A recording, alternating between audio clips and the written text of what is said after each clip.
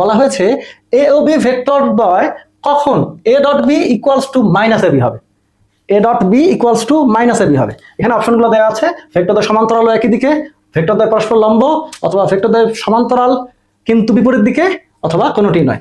আশা করছি তোমরা সবাই এটা অ্যান্সার করতে পারবা। অ্যান্সারটা কমেন্ট বক্সে জানিয়ে যাও। এ ডট বি বলতে আমরা আসলে কি বুঝি? এ ডট বি বলতে আমরা আসলে বুঝি এ বি কস থিটা, তাই না? A B cos theta. তো এই যে এ বি কস থিটা, এটা আসলে কিসের সমান? এই যে বলা হয়েছে প্রশ্ন মতে এ বি কস থিটা হচ্ছে মাইনাস এ বি এর সমান। তাহলে উভয় পক্ষ থেকে তুমি চাইলে কি এ বি কেটে ফেলতে পারো না? তাহলে বাকি থাকতেছে কি cos থিটা ইকুয়ালস টু -1। খুবই সহজভাবে তুমি এখান থেকে বের করতে পারো theta equals to cos inverse -1। তো তোমরা নিশ্চয়ই জানো cos কত ডিগ্রি মান -1? অবশ্যই 180 ডিগ্রি মান -1। cos ইনভার্স -1 এর ক্ষেত্রে থিটা সমান হবে 180 ডিগ্রি। সুতরাং বুঝতেই পারছি 180 ডিগ্রি হলে ভেক্টরদ্বয় পরস্পর সমান্তরাল কিন্তু বিপরীত দিকে ক্রিয়ারত।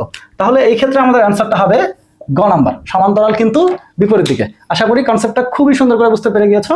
তো এই ধরনেরই নিয়মিত বিশ্ববিদ্যালয়ের বিভিন্ন ভর্তি পরীক্ষার প্রশ্ন নিয়ে আলোচনা তোমার নিউজ ফিডে পেতে চাইলে অবশ্যই ফলো দিয়ে রাখবে।